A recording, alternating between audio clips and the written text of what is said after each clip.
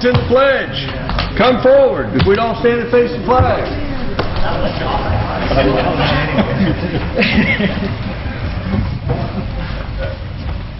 Pledge allegiance to the flag of the United States of America and to the republic for which it stands, one nation, under God, indivisible, with liberty and justice for all. And I'd like to invite Chief Grant to come forward with some recognitions. Feels like this whole building.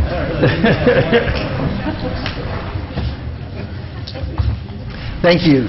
First tonight, I would like to introduce to y'all our third canine, who is goes by the name of Sar. She's a Belgian Malinois, not a black lab like I first thought.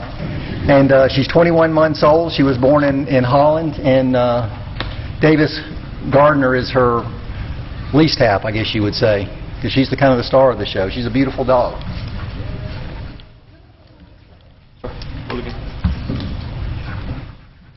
Hey guys, this is Canine Sar. She's 21 months old. She flew in from Holland November 27th. Got in the U.S. and December 1st started training with her. Went through 7 weeks of training. It was about 7. It was supposed to be 6, but holidays extended it. Through tracking, criminal apprehension, narcotics. She's trained to smell all the narcotics to help fight crime here in the city. So, what can she do for us tonight, other than find drugs? We don't want to ask her for that. She can speak to you. Sorry. No. There we go. All right. That was good. She got to speak. Yeah. But other than that, we don't really do any tricks. A couple handshakes, maybe jumping up. Very friendly. She'll sit, won't she? What is that? She'll sit. Oh, yes, sir, she will. Well, see, that's my dog wanting to do that. You're way ahead of me. Mr. Mayor, I have a question. Yes, Councilmember Wynn. Chief Grant, how long have we had her now on duty? Just a few months. How's she been doing? She's been doing very well. Our first night, we made a marijuana drug case, helping Officer Thompson on a traffic stop. Our very first night, we got a few grams of marijuana. And right now, our main focus has been training, getting her better prep. It's going to take a while for us to get really coordinated with each other, working. So that's our main goal right now. Has been a lot of training. Well, I'm glad to hear that we got a second female dog. Yeah, that makes me really happy because we have Leva now and now Bruno, and I'm really excited about this because I've been working since 2008 to get canines on every shift. And we'll be using the grant money to get that fourth canine. And I'm really excited because I think the word's out now that we're going to be a Class A police department here. And with these 4 canines, I think it's going to make our guys a lot safer and a lot easier to do their job. So congratulations to you for having that beautiful animal, and just keep on doing it. You're doing it great. We've got a lot of other folks to recognize, but the council wants to get their picture taken with everybody, so we're going to hold off on photographs until we have to have all the recognitions. Then we'll all come down for photographs, and I know council wants to get their picture taken with that newest recruit. Yes. Absolutely. And as Councilmember Wynn mentioned, our goal all along has been to have 4 canines, 1 assigned to each of our patrol squads. So hopefully very soon we'll realize that goal, and we all look forward to that happening. As you all know, the Roswell Police Department is made up of many, many outstanding employees, and each year the employees they select and recognize different employees of the year, from Officer of the Year, Supervisor of the Year, Detention Officer of the Year, Communication Officer of the Year, and Civilian of the Year. So this is kind of the best of the best, and each year I think when somebody is selected, I tend to think, well, next year's person will have to take a step backwards, and that's not the case. Each year I agree with the person that's selected for their particular position. And again, this isn't, I'm not the one that selects these. These are the officers and civilians that actually make these selections. So what I'd like to do is call each one up and introduce them to you and tell you just a very little about them. And then at the conclusion, if they would hang close together, we'll get a picture of everybody and also their families. That would be great. The first person I'd like to have come up as our Officer of the Year is Jim Van Alstine. Let's have it in for Jim.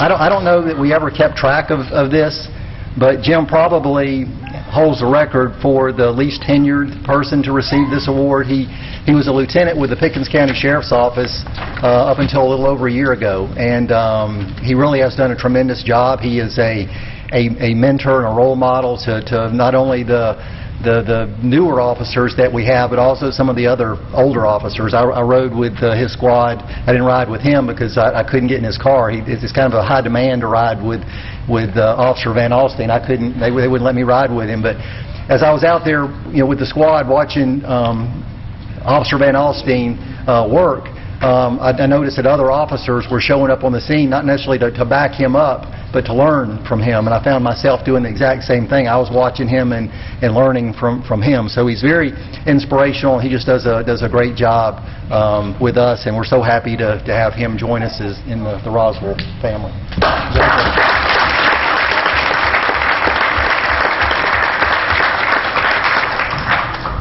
Next is Sergeant Charles Greco. Sergeant Greco was on the C Squad I believe, for a while. I get all these letters mixed up sometimes. I'm sorry, D Squad. That didn't sound right, and it was a night shift. He was on D Squad for a while as a sergeant, and just very recently, after Lieutenant Holland was promoted from sergeant to lieutenant and left the training unit, Sergeant Greco transferred over to the training unit. And since then, he's done a fantastic job. He's had some big shoes to fill, but he has more than done that. So congratulations. Thanks.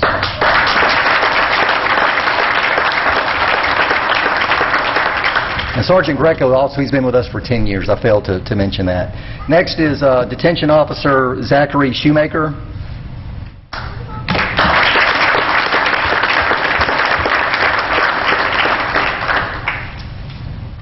Officer Shoemaker has been with us for a little over 4 years and does an outstanding job in that role. And he also is a mentor to many of the other detention officers that we have, and he just does an outstanding job, and I'm real pleased to see that he was selected. Thank you.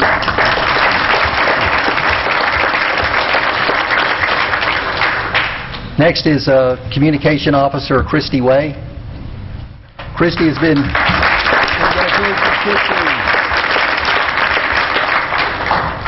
Congratulations. Thank you, sir.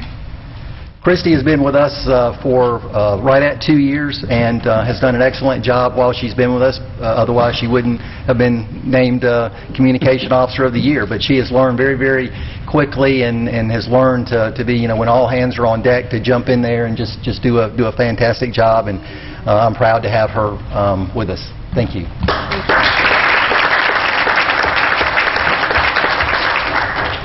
And lastly, but certainly not least, is Vicki Skinner. There she is.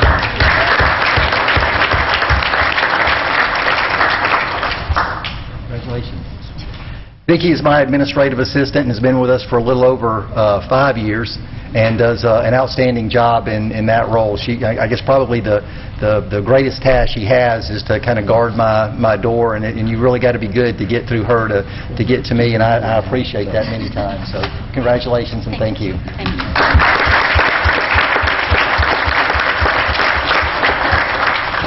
And that's it. Kay has a recognition to make.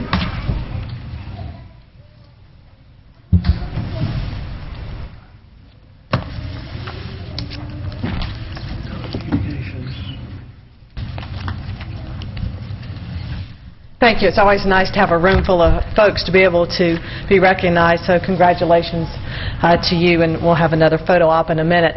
This recognition is for the City Administrator's Leadership Award, and this award was created to recognize one City of Roswell employee who demonstrates the essence of leadership and who they are and what they do at the City of Roswell. To be eligible for the award, a person has to be a active City of Roswell employee in good standing who works at least 20 hours a week. The criteria for the award is based upon the city's vision statement, our core values, and leadership qualities that I believe are important. Things like being an innovative problem solver, being a good listener, collaboration and knowledge sharing, demonstrating customer delight in all that we do, and inspiring a high level of commitment in others. And basically just being able to get things done around here. And sometimes that can be very challenging with all the things and processes that we have to navigate and people that we have to deal with sometimes. This year there were 8 nominations for this award, and I am happy to recognize Charlie Vaca. Let's have a hand for Charlie. As this year's recipient. And for those of you who may not know, Charlie is Deputy Fire Marshal, and he's been with the City of Roswell for 21 years. I'm going to present you with this award and kind of get things over. Here we go.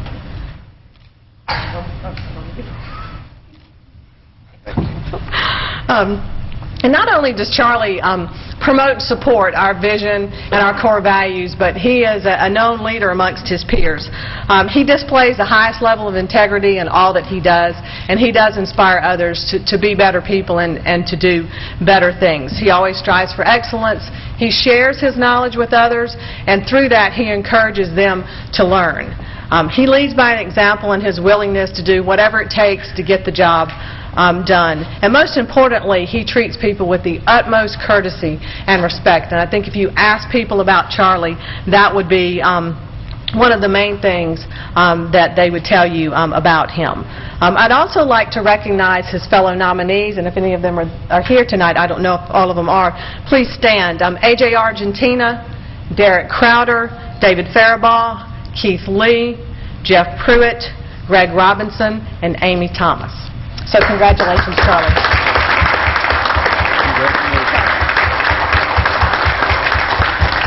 One more item of business before we take photographs, and that's also a public safety proclamation for National Public Safety Telecommunications Week for April 12th to the 18th of 2015 in association with the National 911 Education Month. Whereas in 1967, the President's Commission on Law Enforcement and Administration of Justice recommended that a single number should be established nationwide for reporting emergency situations. 1 year later, in 1968, the American Telephone and Telegraph Company announced that it would establish the digits 911 as the emergency code. And whereas the 911 system is the connection between the eyes and ears of the public and the emergency response system in the United States, and is often the first to know of emergencies of all magnitudes, making 911 a significant Homeland Security asset. And whereas in 1986, the City of Roswell went live with our first 911 system, Roswell 911 Center currently has 23 dedicated personnel consisting of communication officers, training officers, management, and a Georgia Crime Information Center. And whereas the safety of our police officers and firefighters is dependent upon the quality and accuracy of the information obtained from citizens who telephone the City of Roswell 911 Communications Center. And whereas public safety telecommunications are the first step and most critical contact with our citizens have with emergency services, and often provide lifeline to the caller where seconds and minutes matter.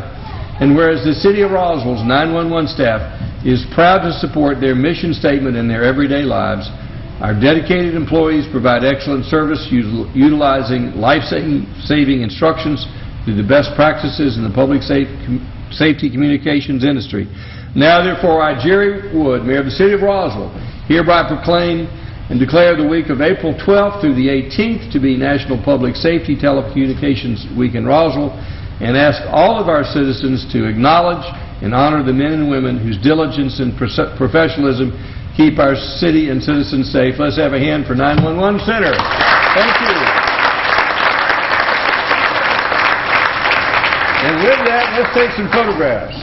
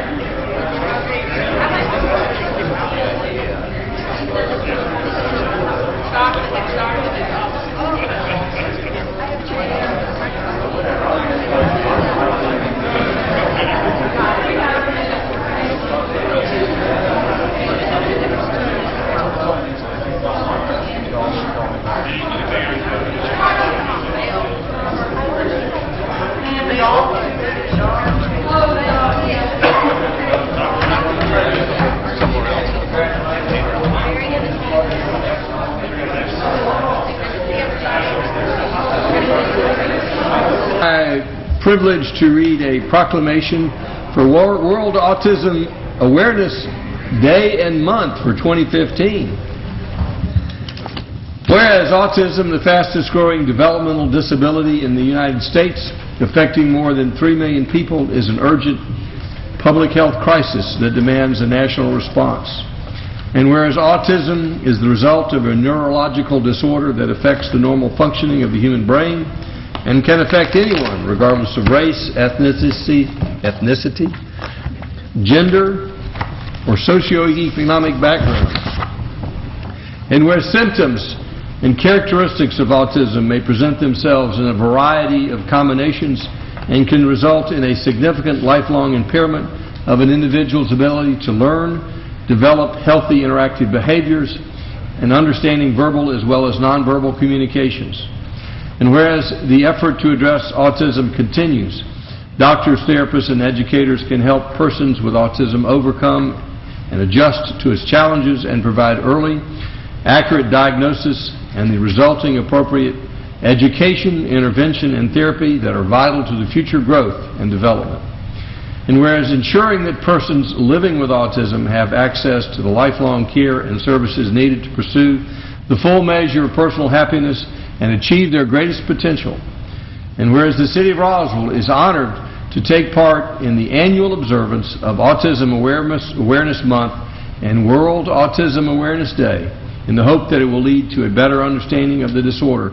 Therefore, I, Jerry Wood, Mayor of the City of Roswell, do hereby proclaim April 2015 as Autism Awareness Month and April 2nd, 2015 as World Autism Awareness Day in the City of Roswell, to raise public awareness of autism and the myriad of issues surrounding autism, as well as to increase knowledge of the programs that have been and are being developed to support individuals with autism and their families. And do we have some representatives here tonight? Come forward. Tell us more. Introduce ourselves. I'm Ray Johnson, and I am the Executive Director for the Autism Society of Georgia. We are a Georgia nonprofit affiliated with the Autism Society of America, which is actually celebrating its 50th year of supporting the autism community. And we do have, I mean, we look at autism, 20 years ago, the prevalence rate was 1 in 10,000. Today it's 1 in 68 nationally, and in Georgia it's 1 in 64 children, 1 in 39 boys.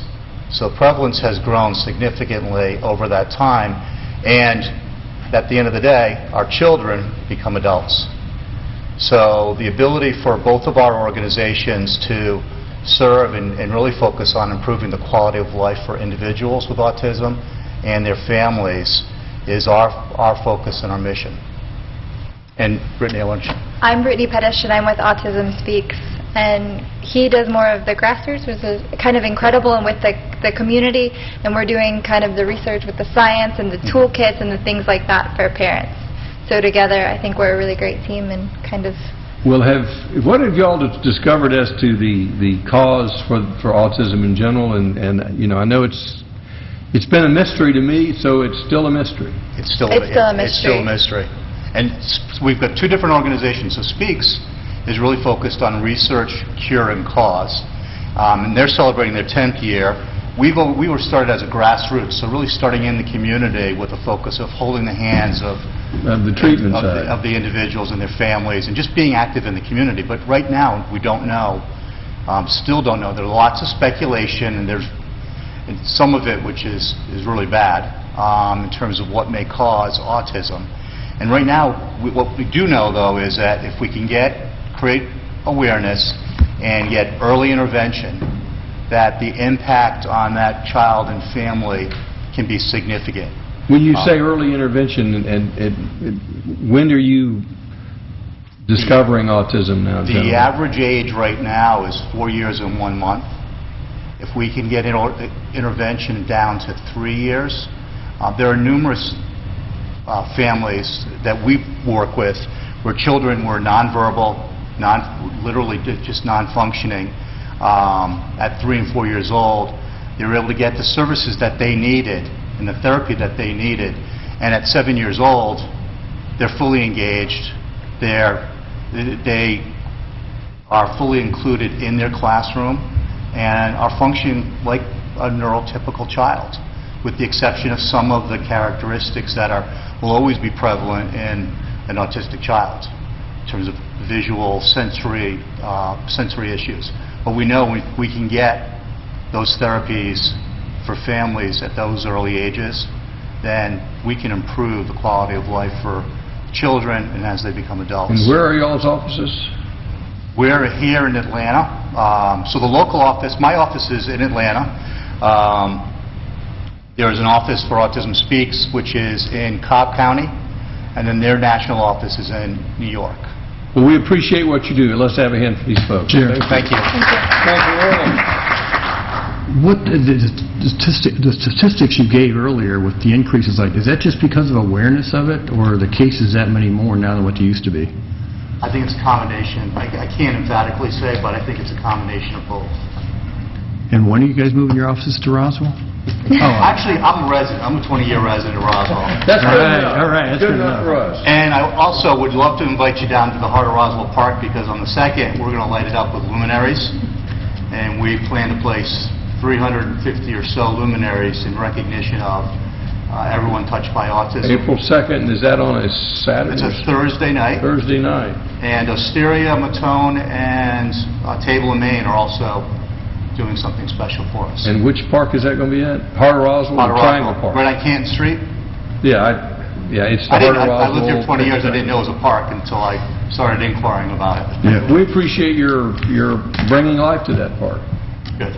Thank you. One more hand for the autism folks. Thank you. Can we get a picture?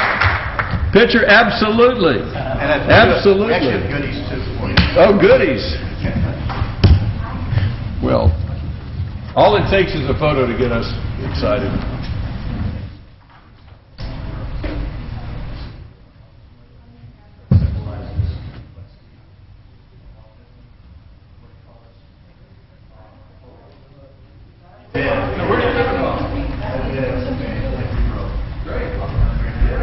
Thank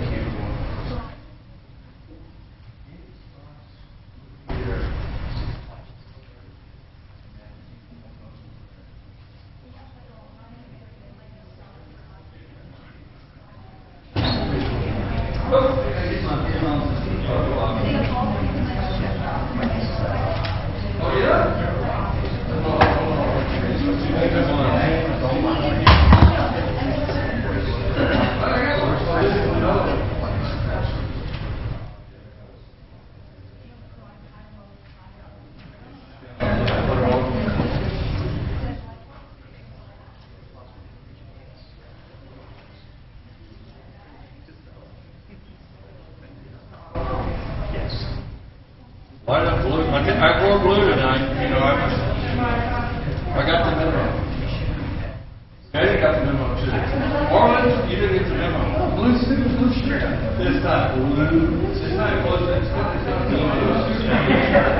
Maryland, look at it now. She's like, seriously. Nancy and I are exactly the same color. Okay. Which is close.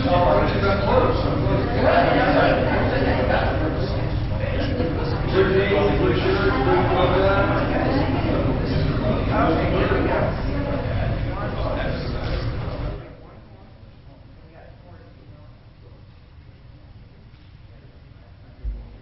Orange blue suit.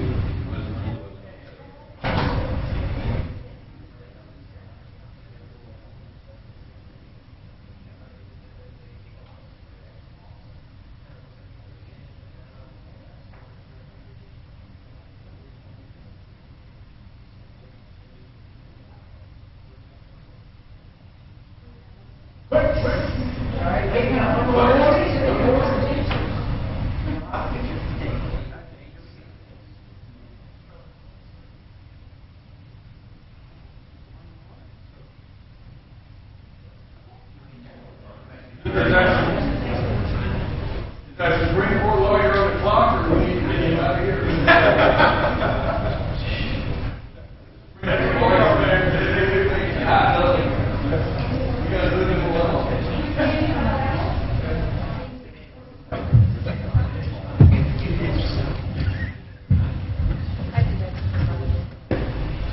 Is our lawyer here for the closure? Yes. All right, we'll try to move it along. I can't. Move for approval of the consent agenda, Mr. Mayor? We have a motion, do we have a motion to approve the Planning Commission and Board of Zoning Appeals reappointment? Kay, would you read those nominees? Yes, sir.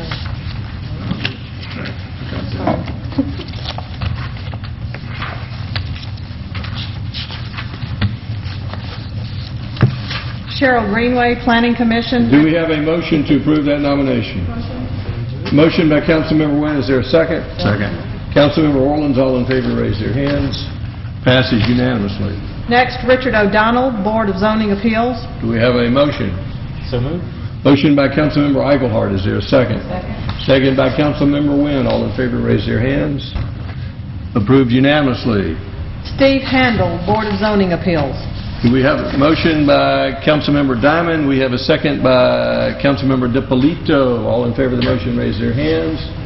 Passes unanimously. And that will bring us to Admin Finance Department Liaison, Councilmember Ken Eichelhardt. Oh, consent agenda. Do we have a motion to approve the consent agenda? So moved. Have a second? Councilmember Price. I just have one question about item number 5. Item number 5, yes. What is the amount that goes to each claim or each rebate? $100. $100 credit. It's a $100 credit? Oh, there it is. Yeah, okay. And about how many do we have on a year on an average? 2 maximum per household. No, that was that 2? Orleans was looking for 3, but he couldn't. We turned him down. You know, anybody with that many restrooms can afford to pay for the 3rd toilet. How much are we budgeting on spending on an average basis for this program? We are budgeting $10,000 annually. The last year we currently run about $3,000 to $4,000 year to date this year. So we're running well below that number. Does the council have any other questions regarding the rebate program? Councilmember Price. Yeah, I'm just surprised at the amount for administration and the contract. There were a lot more rebates that could be had if we didn't have that huge expense. Do you wish to pull this from the consent agenda? It appears that we're talking about it, so I guess it is. All right, we'll pull this for the consent agenda and any other items that would council wish to pull from the consent agenda. Anyone in the audience have any questions regarding the consent agenda, with the exception of total rebates, which is being voted on? All in favor of the motion without the total rebates? Consent agenda passes unanimously with that exception. So we're back to Councilmember Eichelhardt. Thank you, Mr. Mayor. First item is the approval of a process for procuring art for the City of Roswell projects and to approve a budget amendment for $80,500 to establish funding for a public art component to the new fire station number 4.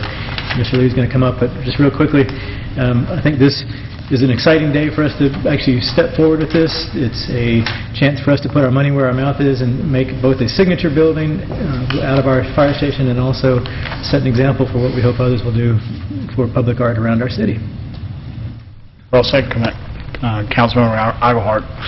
What we have tonight is the process for procuring art for a public process. This would be a call for artists administered through the Arts Commission and do a selection process with approval through the council, as well as a budget amendment for $80,500. That would be 2% of the construction budget for the fire station of $76,000, and then $1,500 stipend for 3 artists to produce models of what they would suggest to be the art for the facility. Let me see if I understand the process. If the council approves to add another 2% of the current budget amount to this, plus $1,500 per artist, which is $3,500. $4,500. The next step would be the Arts Commission would send out a call. And as I understand it, they would shortlist 3 artists and make a recommendation of one of those. Correct, yes, sir. And that recommendation, along with the other 2 shortlisted people, would then come to council for consideration. That is correct, yes, sir. And if approved by council, then it would move forward the project with this budget, with this up to, I mean, not to exceed this amount. They could come in with a lower price. We're not trying to limit the price or spend it all. And it would be, it would have to be somewhere on the site of this city property where this property is being developed. Yes, sir. The idea would be that we would contract with a single artist to coordinate with the architect for the site or the facility for the art piece, the artwork, if you will. The $76,000 would be a maximum budget that would include all materials, labor, travel, training that would be associated with the art So is that a fair summary of what we're voting on tonight? Correct, yes, sir. Does the council have any questions? Councilmember Price. I've been kind of concerned about the process of this. I'm all for the art, and I think it's a long time coming. I'm excited we're moving in this direction, but the process was a little concerning to me, and I've talked to a member of the Arts Commission, previously on the Arts Commission, has stepped down recently, and that person was also upset about the process, and one of the concerns was the stipend, and it looks like in this comparison to this, or the model rather, of a Florida town that also did this, it looks like we could be in a scale of 10 times the amount that we're giving as a stipend to the artists, and so I'm just wondering if that's in line, and also just don't know what the call to artist process is. How open is that?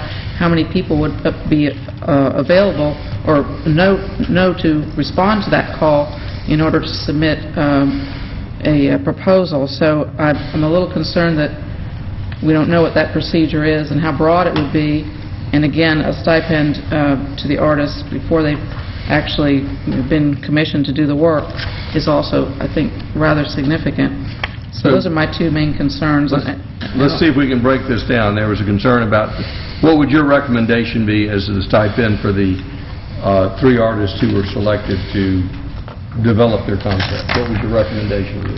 Well, I don't feel that they need one at all, but it looks like in the Florida model, it was in the 3 figures, not in the 4 figures. So, you know, how much it would take to develop that proposal. We hate to set a precedent, because as we go forward from here, it's likely that we're going to stay on this model, and going forward, we hate to have artists just, you know, buying just for the stipend, you know, whether or not they're selected to do the work. If I may, on the stipend, for that second paragraph, we just put the X's in there as an example Teramac actually provided the stipend of $1,500. We're using the exact So it is stipend. identical? It is identical, yes, ma'am. All right, and Councilmember Eichelhardt, I know you've worked with this a lot. Can you understand more about how this is going to be publicized to the artist, and is it open to, are there any limitations on who it's open to? No, and I think the Arts Commission, and Kay may be able to speak to it more specifically, will be open to pretty much anyone to be able to submit. So, the final 3 who are selected would be the ones who then use that money. And at one point we had said, and I thought it was in here, up to $1,500. But that would help them, that would actually pay for the expenses of producing whatever the rendering of the things that they would show that they would be doing. Well, so It's would not we just give money the discretion to the Arts Commission as to how this $1,500 is to be spent? Or is this just $1,500, or is it giving them discretion to change the amount? I'm just trying to get clarification. It is that's the maximum amount. Again, it's intended to pay for expenses directly related to creating a rendering or renderings for what would be proposed. Well, there's labor involved, and then that's an expense. So I'm just trying to, I think clarity on this, is it $1,500 or is it materials, or is it materials and labor? Kay? The intent was that it's a $1,500 stipend to cover... It's a flat amount. It's a flat amount, not up to. The up to is the actual art budget. The $76,000 is an up to amount. It doesn't mean it will be that. But the stipend is a way to offset the expenses of an artist. They may have to travel to come here, what materials they would need to buy, whatever presentation they're going to make, because they'll be invited into a presentation before the artist selection panel. Right, so they're going to have time and labor and materials, but Right. just a flat $1,500. And related to the advertising for it, it would be advertised in our normal channels of, on the website, through state purchasing, and then through arts types of organizations, trade magazine and or websites. The Roswell Arts Commission has identified at least 3 or 4 are places where artists go to find calls for commissioned art. So it's and they're national organizations. There was discussion related to the scope of work that the Arts Commission was deliberating about, and I don't know if they've made a decision as to whether there would be reference to a preference for an artist in the region, and that had not been decided. It's not in the draft RFP in that way, and certainly that would be something, but the intent is to advertise it nationally. And if a council member wishes to recruit people to apply, then they're welcome. Certainly. Councilmember Orleans. And again, just to clarify, when we say up to the $76,000 figure, that would be part of their proposal the artist puts in of what their design is and what the cost of it is. So that would be part of the consideration to determine the best 3 or the recommendation, correct? All things being equal, I go with the cheaper one. Well, yes, but you may not like the looks of that cheaper one, or we may not like the looks of the cheaper one. But I just wanted to clarify again that that was in that, so that we'll know the figure ahead of time. It will not be after the fact. Absolutely. Councilmember Price. Well, I don't think that's indicated here. We could stipulate that within their proposal, they need to have the finances along with it, but I don't think that's part of this. I think you give them a stipend, we pick 3, and then... Kay Love. Councilmember Price, it's not in your packet, because what will happen is that in your packet was just a sample that we provided to give you a flavor of what it could be. The Arts Commission will actually be developing the very details of exactly how many words the proposal will be, what the form of the presentation will be, how long, all of those things. So those types of details you don't see here tonight. That would not come back before you. That's something that is basically delegated to the Arts Commission to administer or manage that process for us. Obviously with input from the mayor and council as you deem appropriate, but it really was tailored to be on the back end of you seeing those 3 finalist proposals. Kay Love, is it fair to say that other than the selection process, the payment process sort of goes through our procurement The payment will be administered, yes, it will be approved by the council as to what we're Who was paying. selected and how Correct. much, but the Absolutely. payment and the qualifications and meeting those, it's all part of the procurement. Correct. Other questions? Councilmember Price. Just to reiterate what Councilman Orland said, will their proposal in the final three be a bid and a product, or will it just be a product? Okay, Love.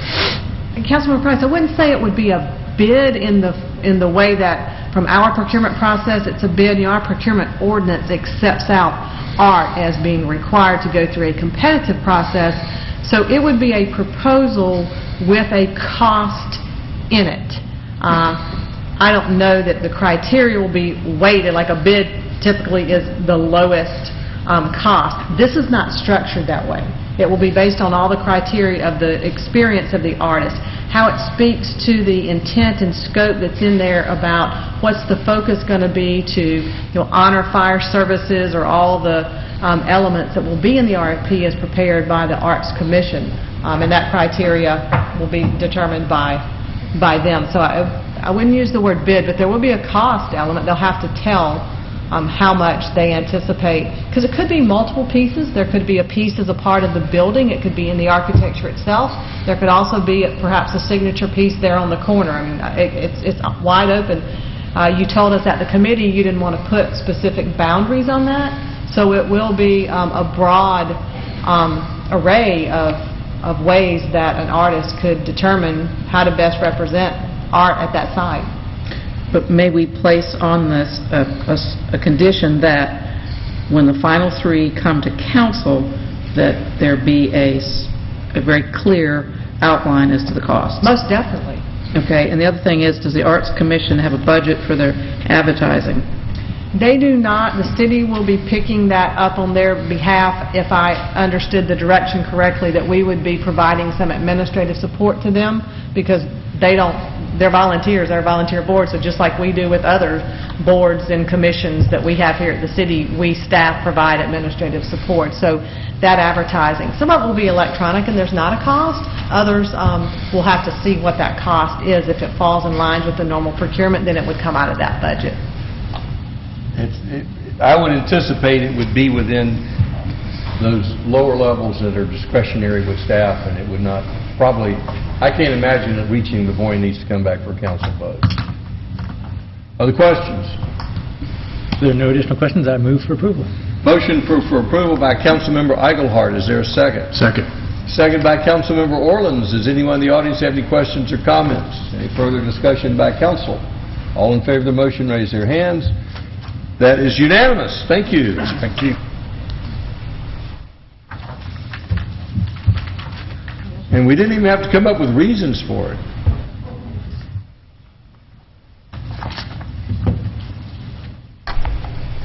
Hope I was so excited I missed my next item here.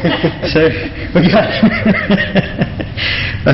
approval of an amendment to the City of Roswell Code of Ordinances, Article 11.1, Municipal Court in general, regarding the term of office for a city solicitor. First reading, Mr. Fisher. Thank you, Councilmember Eichelhardt. This is an item to take, I believe, the remaining position that we have in the City of Roswell that would have a term. Removing that term of office, this would be for the solicitor's office, move that position to a employee that would be an at-will employee that's based basically on your performance and or the budget appropriations each year.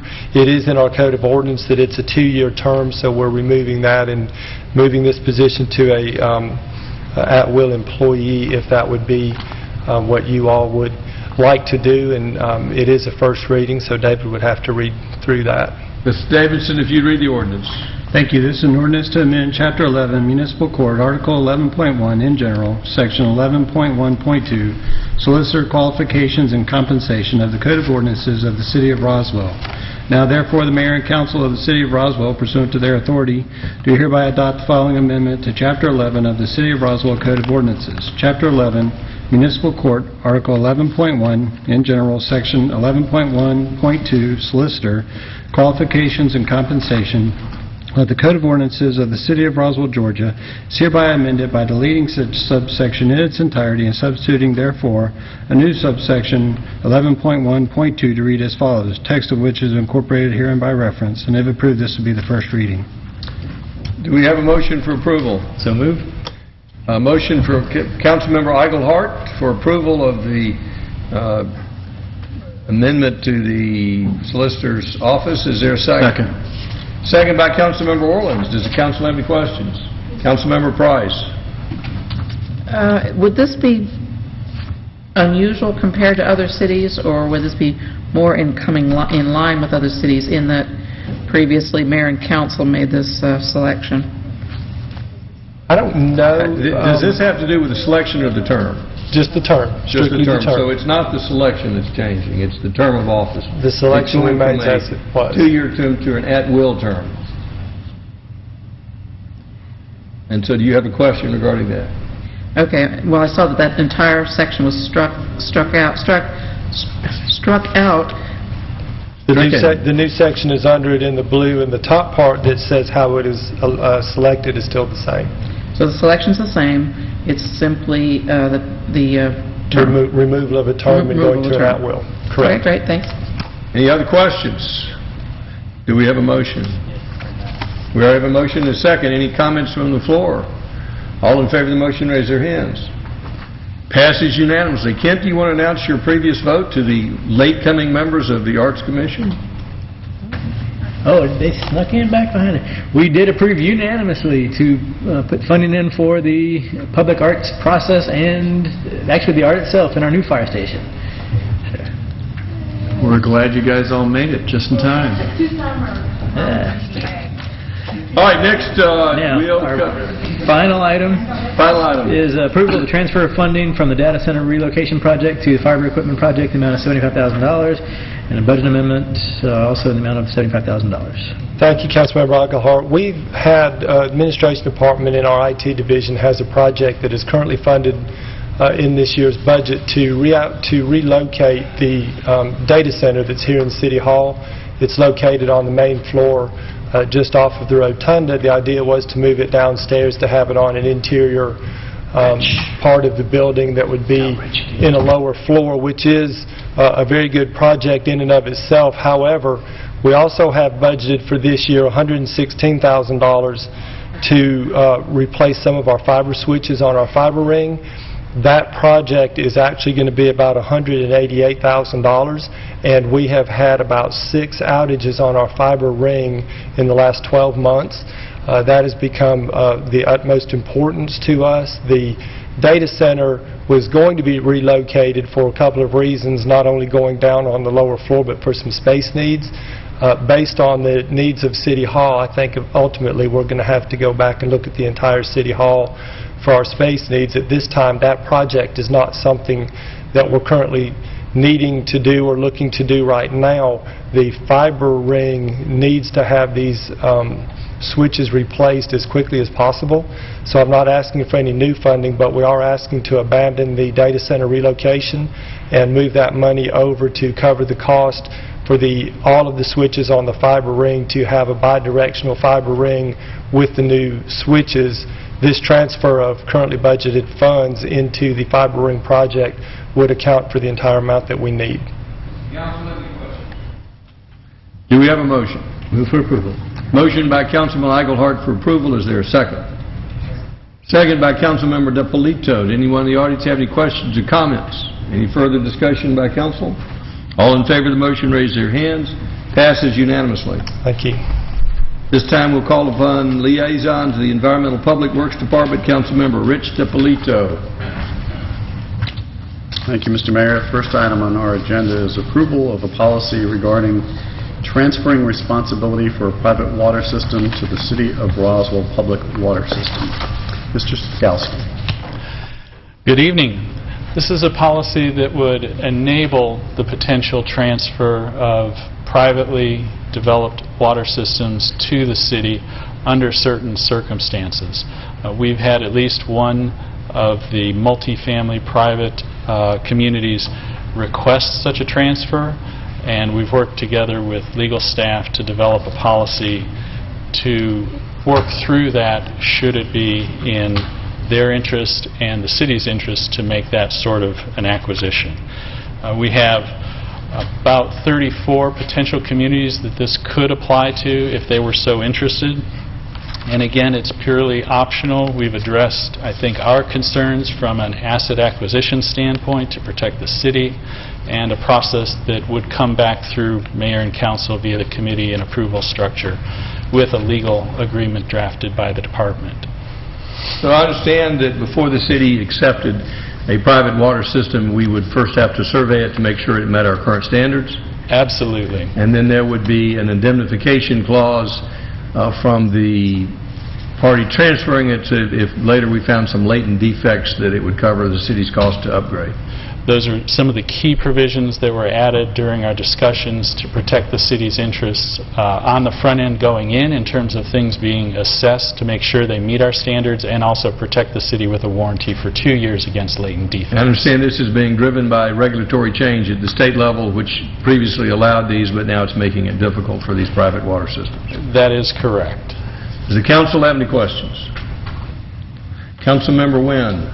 Thank you, Mr. Mayor. I'm sorry I missed that committee meeting. I think that's when I was still under the weather, so I couldn't make some of the committee's meetings. I'm assuming that if this is approved tonight, it would be right away that they would switch over to our public. This would simply provide the process through which they could apply and be considered. So Okay. there are none that are immediately in a position to be converted over. This Okay. is just the process that they would have to go through to assure us that everything was to our standards, and we would need to develop a legally binding agreement and come back to you all through the committee and It's council almost approval. like going from a private street to a public street is more or less what we're looking at. Very And I'm analogous. assuming with all of the complexes that are looking at maybe coming into the city of Roswell, that our new water plant will be more than adequate to handle any additional users. Yes, and this policy is limited to the city of Roswell's existing water utility customers, so it is already, these customers are already being supplied. They're just being supplied through a master meter to a private Okay, subdivision. again, I apologize. No. I missed the committee meeting. I just want to make sure that I was on the same page. I appreciate it. Thank you. Any other questions to staff? Do we have a Councilmember DePolito? Thank you, Mr. Mayor. Mr. Scalzi, I apologize for not asking these questions earlier. You and I were speaking today, and I forgot to mention this to you. But at the end of paragraph 1, it mentions the letter should also confirm that the majority are in favor of the conversion. And I wonder if we need to quantify what majority is, because when you're dealing with a subdivision and an HOA, is that a simple majority or is that a 2/3 majority? And maybe that's probably more of a legal question than one for you, so I'll kick it over to David Davidson. Is this the first reading? This isn't an ordinance, this is just a policy, so, but it will, basically, if it's owned by the HOA, it'll depend on what their covenants say, so it could be 2/3, it could be simple majority, so we would make sure that we look at their HOA documents to confirm. So if you could include that, I think Councilmember DePolito raises a big point. Majority is majority of the people voting, the majority of people in the neighborhood, the 2/3 majority. We need to be specific in the ordinance, because, so we don't have one of those issues where the majority voted and some people didn't vote at all and they lose their majority, which we need to make it real clear. Right. Good point. In So, similar... Rich, what is your recommendation as to how it be done? Hold on a second. Let me Okay. ask my other questions, and we'll see. We may need to bring this back just to tweak Okay. a little bit first. But similar to that, under paragraphs actually 4, 5, and 7, we reference owners, and it's a little confusing because under 4 it says the city may require the owners to provide a signed and sealed engineering study. So does each individual owner have to provide it? I think the intent is for the applicant really to provide that, not the owners individually. And maybe we need to clarify that a little bit. Councilmember DePolito, this is your motion. Do you wish to defer it, or are you ready to make some changes on the fly?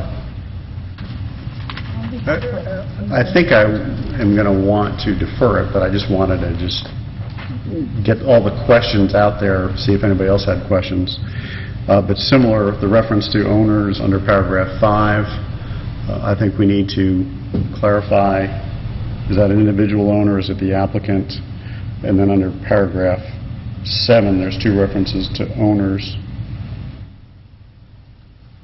So it could just use a little tightening up in that regard.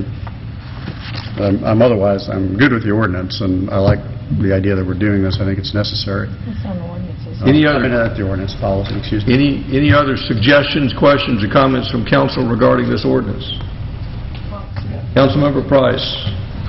Now, the reason this has come up is because several subdivisions are requesting this, is that correct? At least one subdivision has made a request and a preliminary inquiry about our willingness to consider this type of a transaction. And currently, how are they paying for their water? They currently have a master meter, and they are billed at the head of their subdivision for all of the water that passes through that one account meter. And how does each home pay? How do they just divide it equally, or they add it to their fee, or do they have sub-meters? That particular subdivision, I do not believe, has sub-meters. We have not investigated that particular subdivision at length. We haven't done the assessment of their system, but I don't believe they have individual meters. So the subdivisions are approaching us, asking for this? This particular one has, yes, that is correct. That's how this policy would be initiated, with subdivisions approaching the city with a letter of interest. Okay, and when all said and done, though, will the city receive the same amount of money in water fees or more?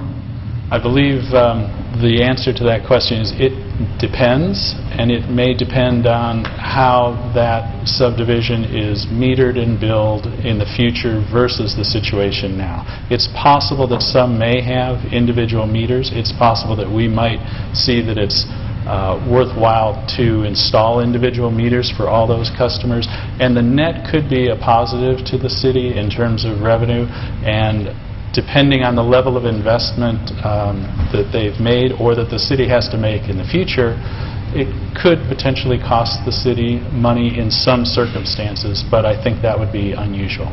So there'll be a new administrative cost to absorb? No more than our typical metering and billing costs, which I would say have dropped significantly with our automated metering. Okay, so the master meter is going away? That could be a likely scenario under this, yes. I mean, there'd be no reason for it anymore, would there? That's correct. And would the individual bear the price of installing a meter, or would the city? That would be part of the cost equations. The plan was that the homeowners would be picking up that cost, I believe, in most cases, or that would be part of bringing the system up to our standards and codes. And they will be aware of that when they vote to decide whether or not they want to do it? I think that would all be worked out during the process of working through this arrangement.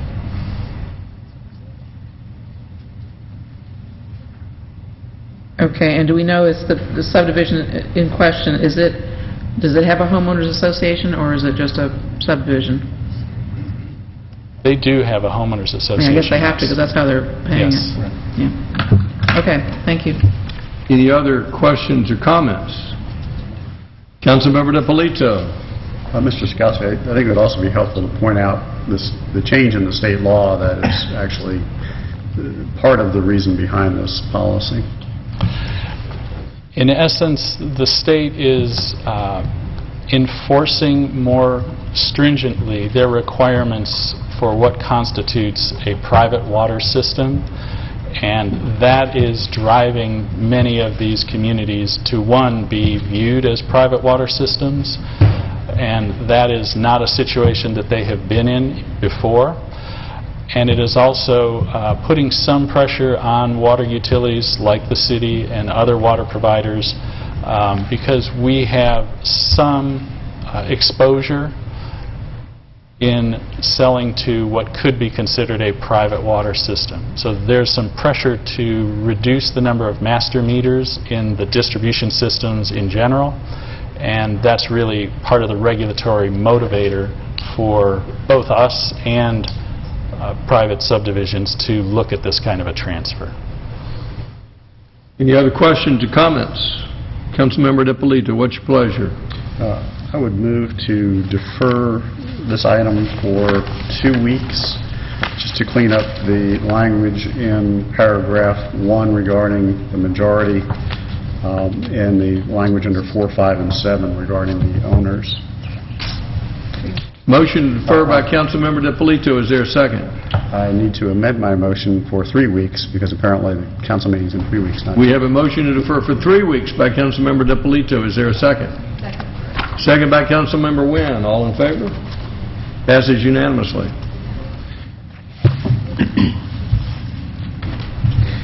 The next item is from the consent agenda. Item number 5, which is approval of the toilet rebate program expansion to include privately owned multifamily housing units. Mr. Skalski. Thank you, and let me begin by correcting my earlier comment. The annual budget on this program is $15,000 per year as stated in the item itself. I misspoke earlier and mentioned $10,000. I would comment that this is an extension of our existing program that's been in place since 2008. That program was mandated by the Metro North Georgia Water Planning District as a water conservation, of one of many water conservation incentive programs that could benefit the region, and that program, I believe, has been quite successful. The one thing that I would say is I do not believe there is a multifamily program at the district level at this time. So in response to some of the concerns that were raised regarding administrative costs for the program, those are historical administrative costs that we have paid to the district or ARC, who basically operates as the district staff. And those are historical for the single-family program. I believe that the multifamily program extension that we're talking about here would have significantly lower administrative costs for the city to handle just by virtue of the multifamily nature and working through homeowners associations or management companies for multifamily properties. With that, I'll be happy to try to address any other questions that there may be. Does the council have any questions? Councilmember Price. Now, the limits on any toilets that were installed after 2007, so I wonder if any of these entities have already done that, and should they apply, it may exhaust that funding, rapidly with, one apartment complex if they've been replacing toilets over that time frame. I guess I know that there's a limited amount of money left, and I wonder if there should be a maximum on a particular specific apartment complex or building so that others could have the opportunity. But just to clarify, as I understood, this was not for rental housing, it was owner-occupied multifamily housing. Thank you. That is correct. It is limited to individually owned properties such as a condominium or townhome, so apartment complexes would not be eligible for this per se. Okay, so why does it say a representative could apply? That seems to suggest that they're making a decision about whether or not these toilets be replaced. You could have a condominium association where the condominium the condominium representative could apply for the whole condominium. And in fact, that's the exact... Oh, beg your pardon. Well, but you wouldn't... A condominium association wouldn't tell an individual owner that he had to replace his toilet.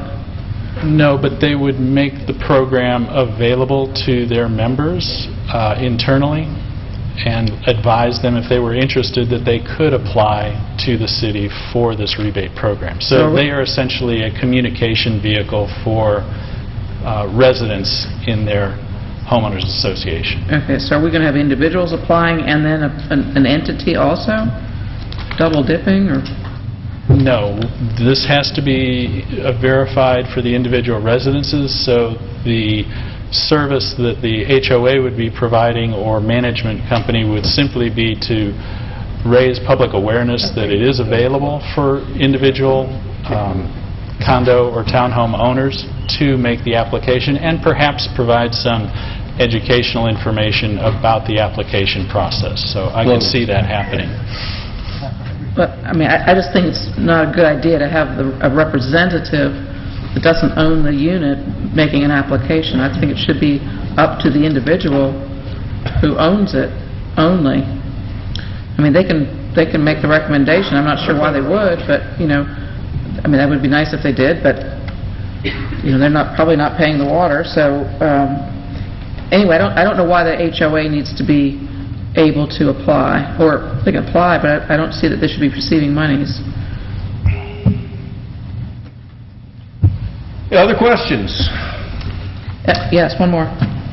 Please proceed. Under who is not eligible in the single family, it says anybody whose customers have received a rebate.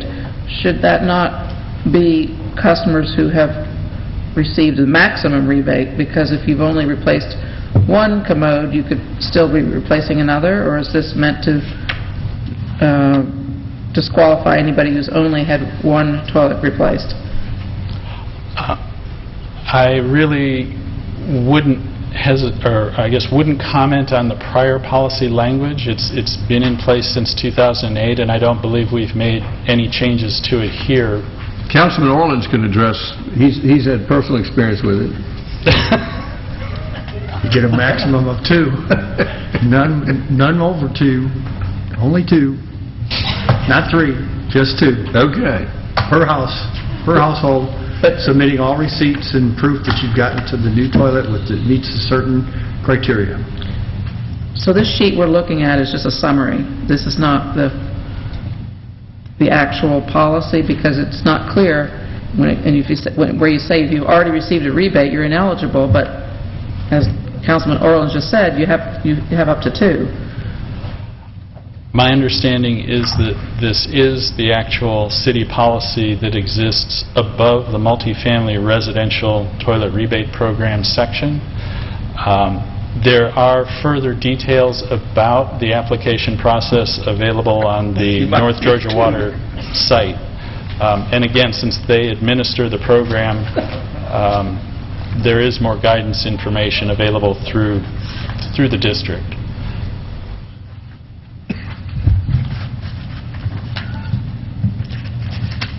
Okay, well, just as a comment, I think it's great to offer it to those who are in multifamily residential settings. However, I don't think that we should be encouraging or suggesting that HOAs should be making these applications, but rather the individuals.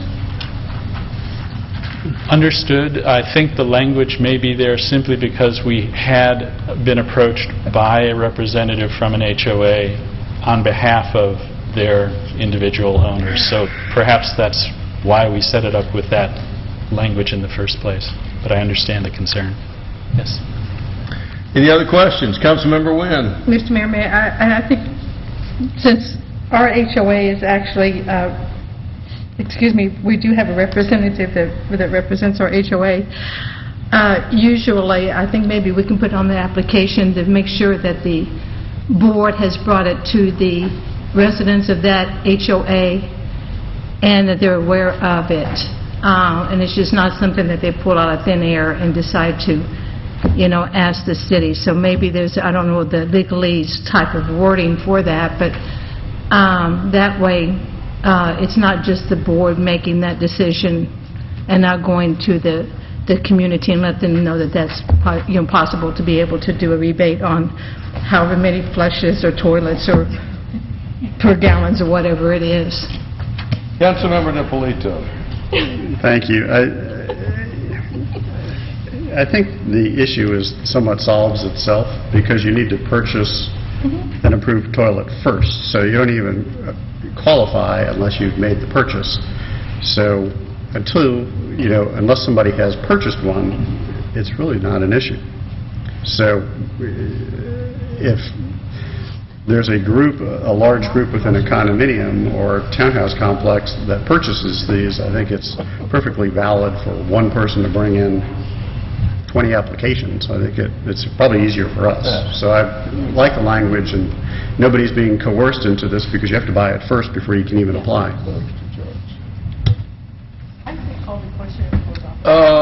Any further comments? Do we have a motion? Move to approve. Motion to approve by Councilmember DiPolito, second by Councilmember Wynn. Does anyone in the audience have any questions or comments? Any further discussion by council? Well, it wouldn't do any good to make it 3 and amend it by 3 years. Councilmember Price. It's floating. Once again, I just hate to see multiple people applying for the same rebate, so I would amend it to strike representative from a homeowners association, just so we keep it to the individual when they're actually making the application. We have a motion to amend to strike the reference to the representative. Is there a second? Motion fails for lack of a second. Does anyone in the audience have any questions or comments? Any further discussion by council? All in favor of the motion, raise their hands. That's Councilmember Orleans, Eichelhardt, Wynn, DiPolito, and Diamond. All opposed? That's unanimous. Get my second toilet. You get your second. And that brings us to Public Safety Department Liaison, Councilmember Jerry Orleans. Okay, tonight we have approval to amend Chapter 3 of the Alcoholic Beverage of the City Code of Ordinances regarding outside consumption of alcoholic beverages in specific areas. And this will be the second reading. The city attorney can give us our second reading. Thank you. This is an ordinance to amend Chapter 3, Alcoholic Beverages, Article 3.7, Requirements for Consumption on Premises Licenses of the Code of Ordinances of the City of Roswell. Now therefore, the Mayor and Council of the City of Roswell, pursuant to their authority, do hereby adopt the following amendment. Chapter 3, Alcoholic Beverages, Article 3.7, Requirements for Consumption on Premises Licenses, Section 3.7.15, Carryout of Alcoholic Beverages Unlawful of the Code of Ordinances of the City of Roswell, Georgia, is hereby amended by deleting Section 3.7.15 in its entirety and substituting therefore a new Section 3.7.15 to read as follows. Text of which is incorporated herein by reference, and if approved, this will be the second reading. You want to summarize? Chief Grant is here to give us a short, quick summary of this and how it applies. I am. Essentially what this does is create an exception to the outside carry. It allows council to create by a resolution where a customer can go inside to a restaurant that's licensed to sell alcohol in Roswell. They can purchase an alcoholic beverage and then walk outside of that restaurant and walk around a district which will be defined in an ordinance. Additionally, what it does, it allows one drink per person limit on the street of alcohol. It limits the size of the container to be a maximum of 16 ounces. Drinking from cans, bottles, or glass is prohibited as relating to alcoholic beverages within the district.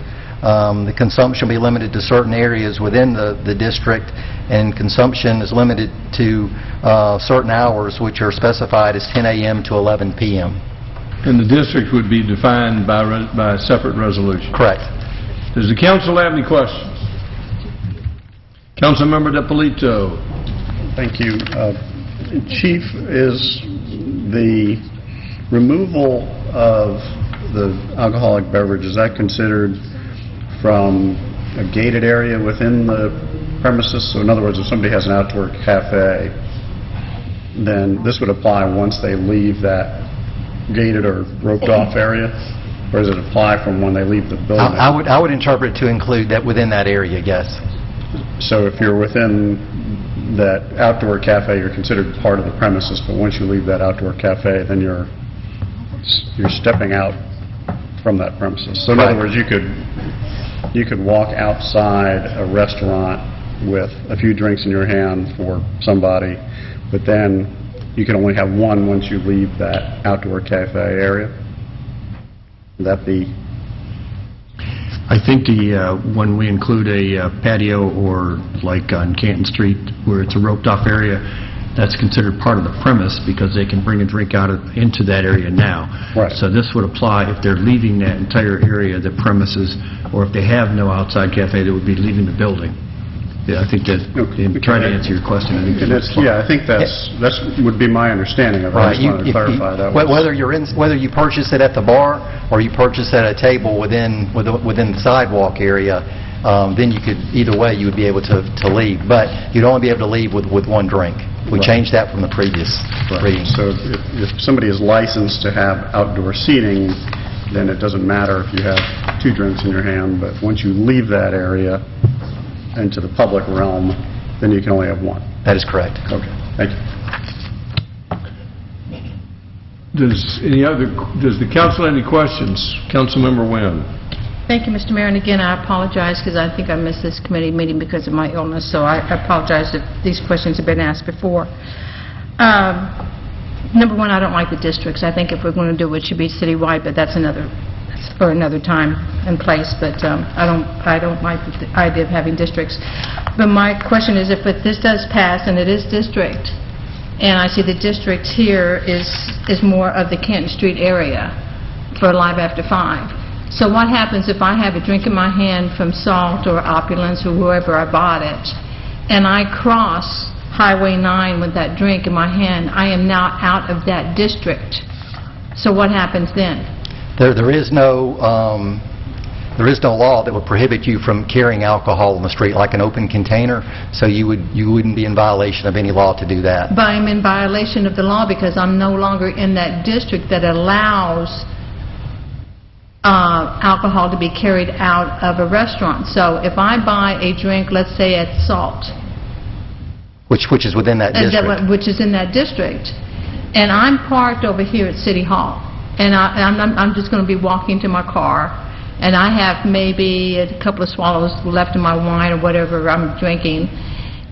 As soon as I cross Highway 9, I am no longer in that district, which means, is that law being broken now because I am no longer in that district that allows carrying the alcohol out of that restaurant, because there's restaurants up and down Highway 9. Let's let Mr. Davidson address that as our city attorney. Well, that's what I'm trying to find out, yeah. The ordinance is intended to provide that somebody that has a license can allow somebody to walk out with a drink. There is a provision in here on number 6 that says unless the mayor and council authorize in the resolution creating the district that no alcoholic beverage purchased from within the district can be consumed within certain hours, but it doesn't prohibit you from carrying a drink that you bought at Salt or somewhere and carrying it to Nancy Diamond's house, because we don't have an open container law in the city. Okay, so this is more or less allowing people in this district that I'm assuming this is going to be a pilot district to see how this works, to allow the restaurants to be able to serve someone, sell a drink to someone and let them carry that drink out.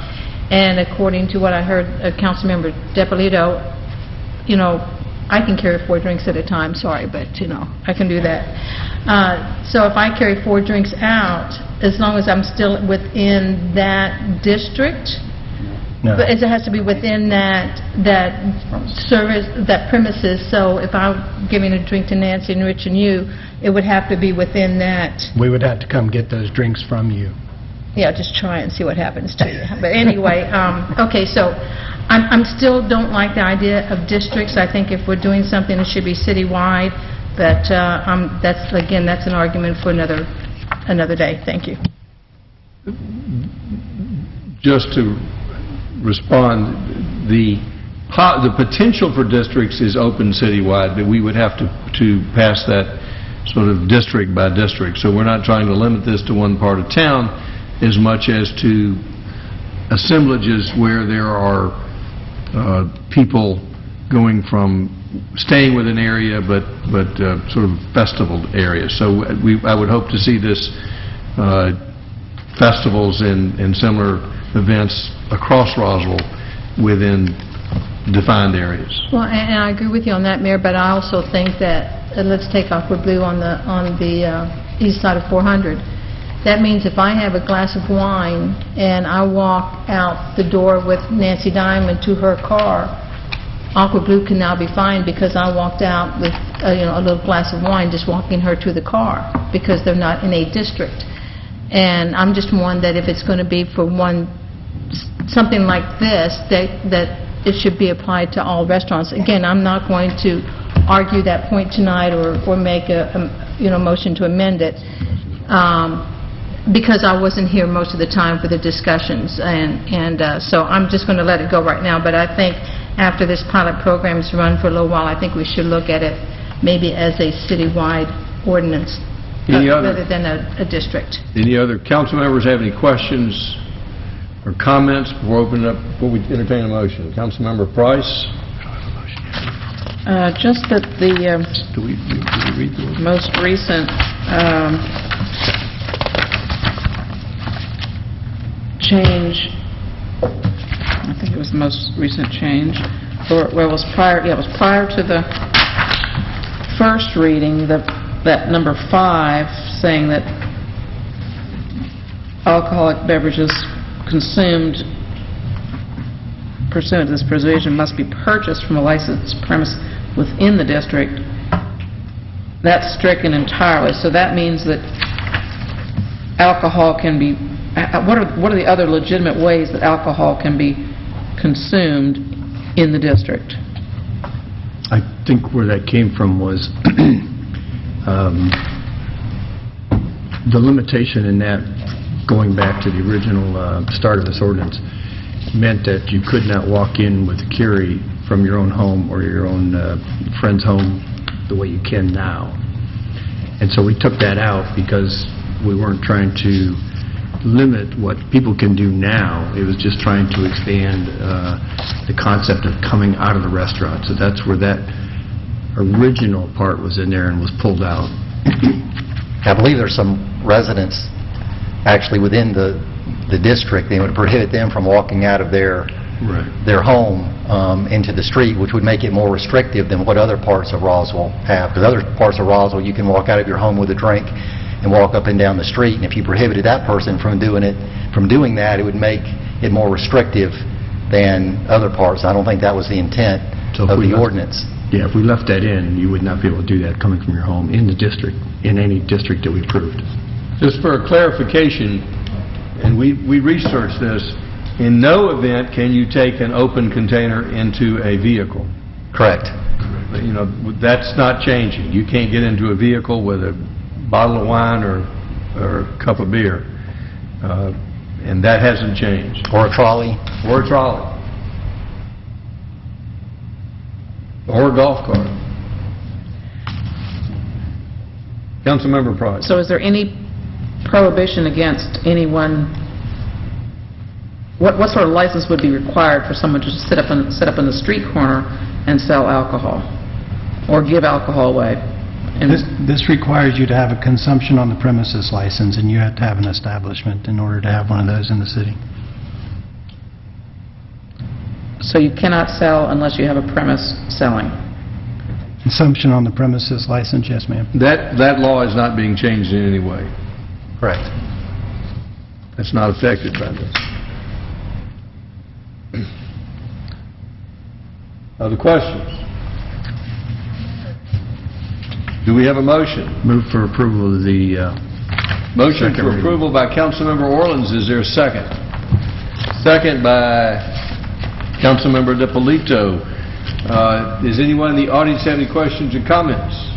Further discussion by council. Councilmember Diamond. I just want to say it, Councilmember Wynn, while you weren't here for the discussion, that pretty much mirrored my thought on it too, because I feel like the districts are kind of segmenting out who can take advantage of this opportunity, which I think has always been kind of biased toward away from the businesses. But I think if there's a compromise, I think the compromise was we created the second part of this so that this is just the ordinance, and the second part is whatchamacallit, resolution. resolution that will allow us to do that fairly quickly when the time comes, so there's not as much as changing an ordinance. So I'm with you, and hopefully we will get there soon. Thank you. Any further discussion? Councilmember Price. So what ordinance do we have that prohibits or governs, say somebody just decides to have their own private party on Canton Street and they bring in a couple of cases unopened from their car parked behind City Hall?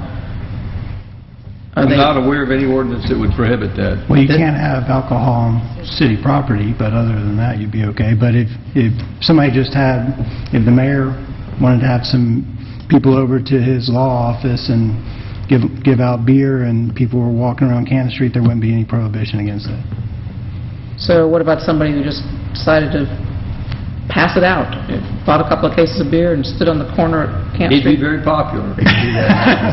But would we... Can't do it on public property or private property without permission, so if it's their property, they could do it. So is there a place he could do it?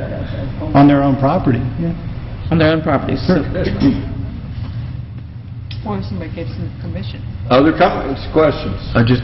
Just clarifying that question, with this ordinance now in place, in a district, you can't walk around with a bottle. Like you said, somebody just pull up a case and start passing them out. You'd have to pour it into a 16-ounce cup now to carry it. But yes, so you can do that now, and then we'll be able to do that, as David explained, for private property in the future, too.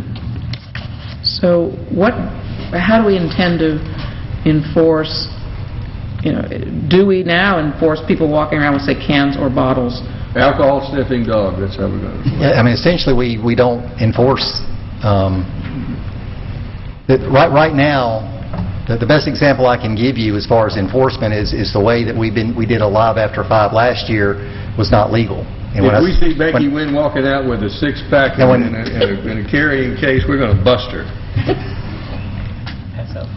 And when I And Joe say Tasper's we... going to say, yes, we finally got her, so I know that. When the restaurants allow somebody to go in and buy a drink and walk outside, legally, they should stop that person and not allow them to go outside. There's not enough police on the scene to do that. Once that person's outside and we see them, we don't know where that alcohol came from. Did it come from their home? Did it come from the trunk of their car? Did they buy it in a restaurant and then walk out with it? We really don't know that. So what this essentially will do, will make legal what we've been doing, and I say we as a city and as the restaurants, for the last year at a Live After 5. So essentially it's been tested, and we had very minimal problems, as you're aware, with a Live After 5 last year. So I would anticipate not really having any issues throughout the year and throughout the week with this. I agree. It's good to have some consistency between our practices and our enforcement of our ordinances. So yes, I think we need to come in line. My concern is the unintended consequences, i.e., an increase in proliferation of home-based alcohol coming to the district and making it very confusing. Well, it may not be confusing if they're carrying it in bottles and cans, but since we all know it's cheaper to buy your own, then I suspect that will creep into the Canton Street scene. And our Canton Street scene is a great place, and we just hate to see it become just a drunk fest or something that starts to have incidents related to excessive imbibing of alcohol. And I'm just concerned that this is an opening up of additional alcohol not purchased or brought just maybe one drink out of one's home on the street, but rather maybe a whole-scale influx of alcohol that we might not be able to deal with. So I'm hoping that because it'll be consistent now, that the enforcement will be along the lines of identifying what is appropriate and what isn't, or legal and what isn't. Right.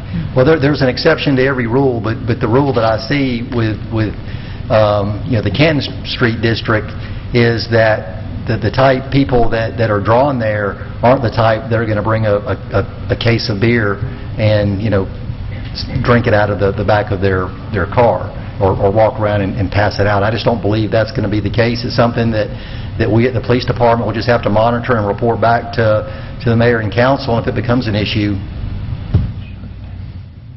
address it.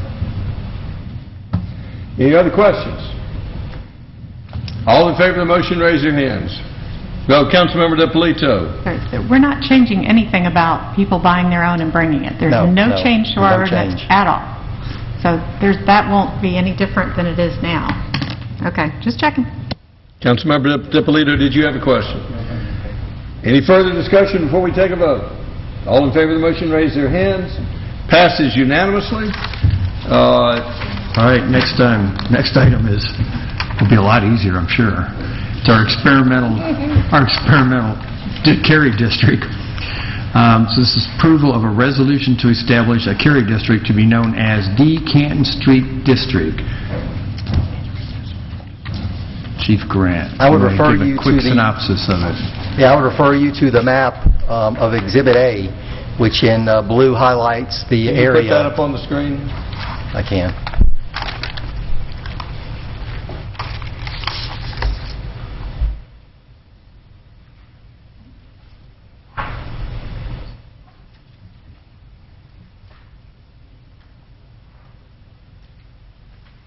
Which you can see essentially runs from Magnolia Street up to Woodstock Street, and then up Highway 9 to Prospect Street,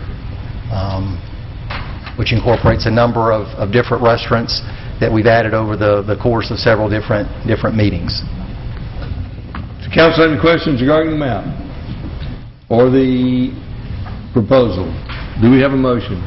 May I ask one question? real quick? Sure. Since I was not there when the map was drawn, was there a reason it didn't go down to Mimosa to help with the, don't we have some events or went all the way down to like Marietta? So We were trying to get contiguous properties within the district, and the square was a different District. We didn't have that much contiguous property. So the only concern I would have is that, Alive After 5 has now occupied Town Square, and this does not include that, so that's the only concern that I have. We had talked about adding Town Square, but there was no contiguous district, but we learned that if you got on the shuttle bus, it was illegal, so we didn't feel they were connected. Because my thing is, if I have my glass of wine and I have to down it before I go down to Town Square, You'll get another one with the other you're going to have a stop. drunk councilwoman walking around the street, and I just wanted to make sure that, how that works there. That's one reason. You're just going to have to, No, you can walk with it. I ain't walking that far. Then if you get on the shuttle, this is beyond our authority. You cannot ride on the shuttle by state law with I was going to say, you got to remember, you can't get in your car to drive it down there, and you can't get on the shuttle to drive it down there, so you're going to be walking. Any other questions? Any other questions? Move for approval of the resolution. Motion by Councilman Orleans for approval. Is there a second? Second by Councilmember Diamond. Anyone in the audience have any questions or comments? Any further discussion by council? All in favor of the motion, raise their hands. That is Councilman Orleans, Price, Eaglehart, DiPolito, Diamond. All opposed. I'm abstaining since I really... We have an weren't there for abstention the by full Councilmember discussion. Wynn, passes with a vote of 5 and 1 abstention. We have All we have for tonight. recommendation for closure, discuss personnel, litigation, real estate. Do we have a motion for closure? Motion by Councilmember DiPolito, second by Councilmember Diamond. All in favor, raise their hands. Passes unanimously. We're adjourned.